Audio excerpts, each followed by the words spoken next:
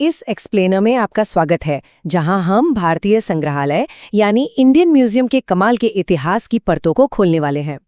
ये सिर्फ ईंट पत्थर की कोई पुरानी इमारत नहीं है, ये सदियों का इतिहास समेटे हुए एक खजाना है। चलिए सीधे इसकी शुरुआत करते हैं और देखते हैं कि ग्लोबल स्केल पर ये कितनी अहमियत रखता है। तो दिलचस्प बात यह है कि पश्चिम बंगाल के कलकत्ता में मौजूद ये खास जगह पूरी दुनिया का 9वां सबसे पुराना म्यूजियम है।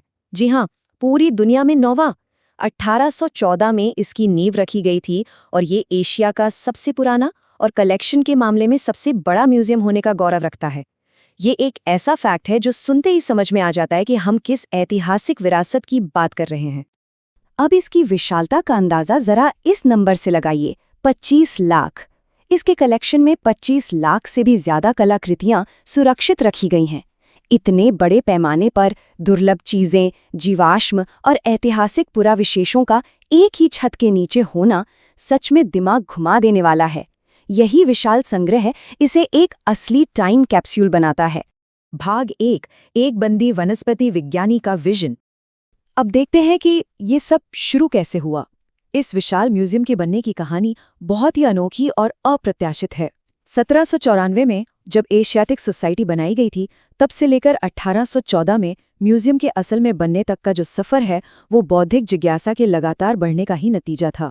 1796 में ही एक ऐसी जगह का आइडिया आ गया था जहां चीजों को सहेजकर दुनिया को दिखाया जा सके, लेकिन इस सपने को सच होने में काफी साल लग गए।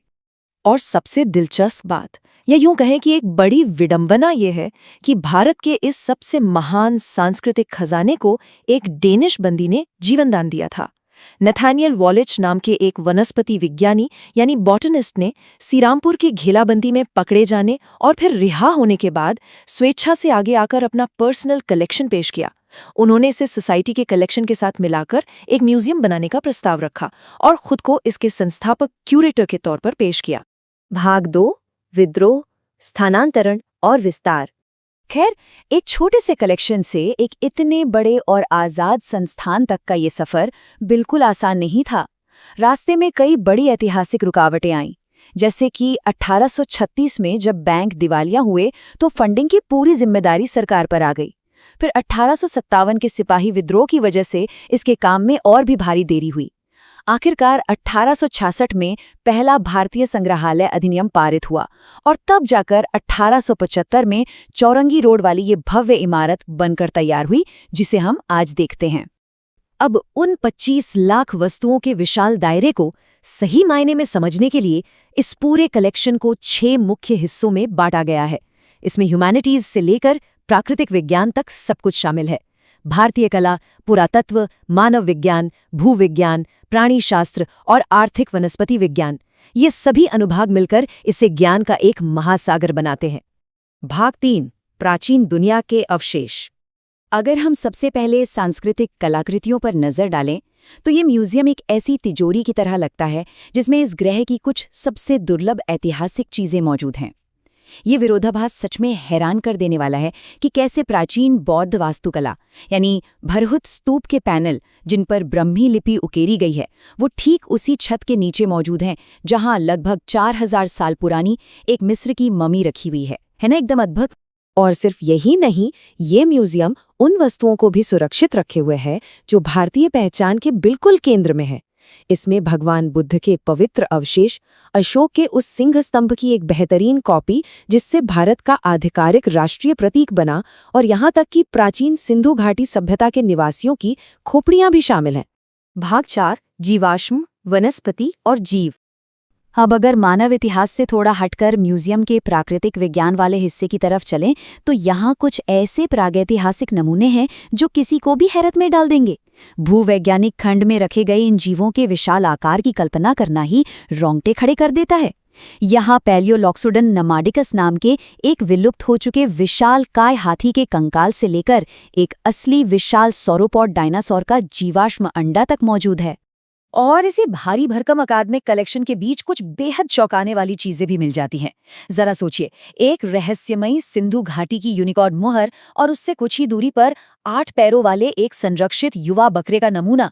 इसके साथ ही कई टैक्सीडर्मी किए गए स्तनधारी जानवर, पक्षी और अकशेरुकी समुद्री सरीसृप जीवाश्म भी यहाँ देखने को मिलते हैं, जो इस पूरे कलेक्शन में एक अलग ही रोमांच भर देते हैं। भाग 5 आधुनिकता का उदय। अब ये समझना बहुत जरूरी है कि इस म्यूजियम की विरासत आखिर कितनी विशाल है। ये सिर्फ पुरानी चीजों को जमा करने का एक स्टोर रूम नहीं है, बल्कि इसने हमारे क्षेत्र में आधुनिक विज्ञान को जन्म दिया है। 20वीं शताब्दी के दौरान इस म्यूजियम ने एक पेरेंट संस्था के रूप में काम किया।